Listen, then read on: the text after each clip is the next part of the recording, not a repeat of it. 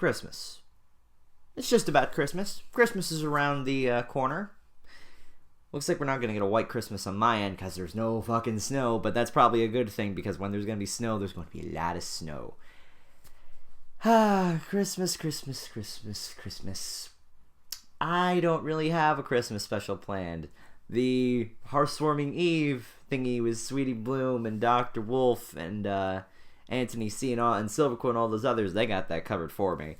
So there's really no way I can compete against that or really make anything worth of that caliber in this amount of time. In fact, I really did not have a big Christmas special planned like I had before. I've already done Nightmare Before Christmas. I can't do that again. So I decided that I'm just going to release a little review of a movie that a lot of you have wanted me to look at. And if you're looking at the title of this video, you can probably guess what I'm going to review. Yeah. Polar Express. Let's take a look.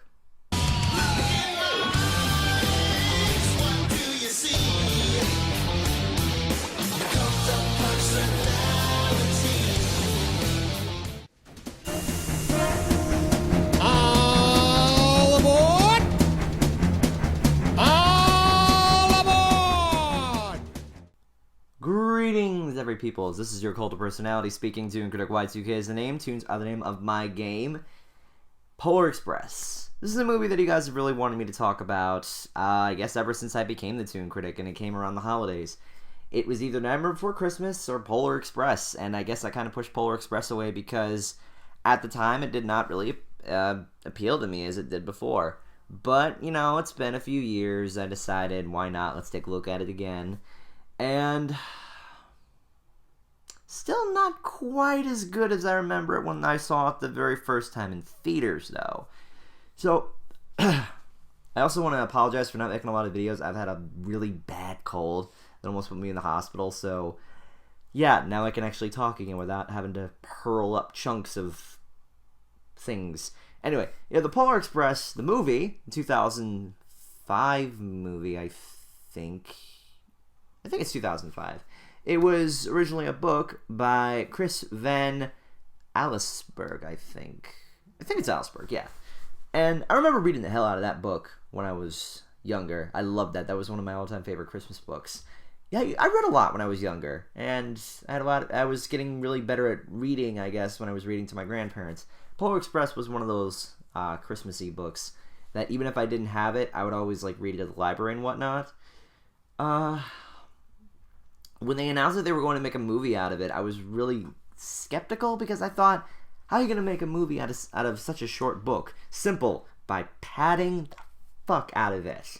And also adding Tom Hanks. Imagine this movie was done by Tom Cruise. That would be really weird. But, yeah, Polar Express. It was directed by Robert Zemeckis. How the fuck do you say his name? Robert Zemeckis? Zemeckis? Yu-Gi-Oh! Zexel? I don't know. But yeah, he's a really good director. He's done a lot of stuff. He did Back to the Future, so that's good. Anyway, Polar Express is you want to know what the Polar Express is? Well, that's the title of the movie. You know, you got the train that goes choo-choo and goes straight to the North Pole. There's this magical train, you know, that shows up and takes little boys and girls on a magical adventure to the North Pole, where they can meet Santa and talk with the actual Santa, not the stupid mall Santas and whatnot. Now, this idea was great because you could just be chilling at home and you could hear a loud-ass train outdoors and you just pop out and you're just like, oh, look, it's a train going to Santaland. It'd be great. How it didn't wake up everybody else, though, I did not know. But then this is magic. Just seeing that now is really stupid, though. But yeah, the book was pretty simple. You know, it's about this little child who gets on the train and goes to the North Pole and all this other stuff. But what ended up happening in between, because since the book was so short and this movie is about like almost an hour and a half long, they had to figure out some way to, like, you know, pad it up. So they threw in a few song and dance sequences. They threw in characters that, weren't in the book but decided to add in anyway. They added a few interesting scenes with the train, with the ice, and with, the roller coaster mountains and stuff. How the fuck they did that, I don't know. But I guess I'm kind of dancing around the elephant in the room in this. For the time, the way this movie was made was with motion capture technology. That was unheard of at the time because nobody had ever seen a movie like this. No movie had been this hyper realistic with their animation. And for its time, that was really freaking cool. For its time. Nowadays, it looks a little dated. I mean, even like newer motion capture movies like Adventures of Tintin, even that looks a little dated. But there's a lot of people on the fence with that, with motion capture. It's either going to be, people who like it, or some people are kind of creeped out by it.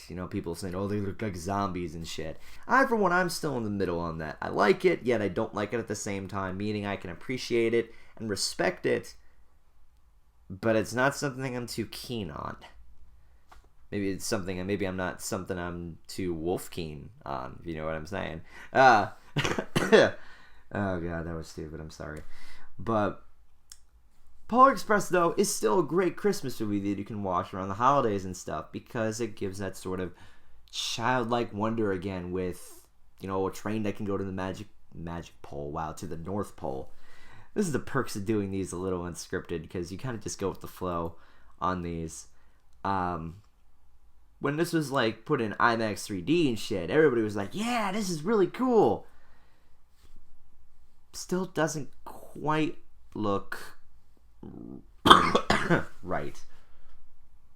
It was still good, though. What else can really be said on it? I actually kind of prefer the book more. Though the movie is still good, I'll still end up reading the book, because I think the book is a little bit superior.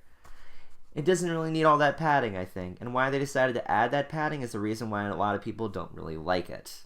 I, for one, like I said, I'm still in the middle on it. I can appreciate it, that it's a great Christmas movie, but the things that it ended up doing, I found that there were a lot of unnecessary parts in it that could have easily been taken out.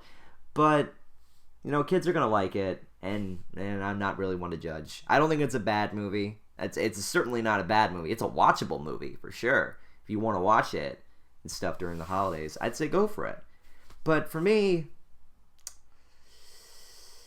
I can recommend it, but it's not what I'm going to be watching every single Christmas. Like I said, I'll watch it every now and then, but it's not one that's going to be like my ultimate Christmas movie. I have my Christmas movie. Polar Express is not it. But it tries, and I think that's what should matter in the end. So yeah, those are my thoughts on Polar Express. If you like this video, like, comment, subscribe. Check out my Tumblr. I also have I rebooted my Twitter finally.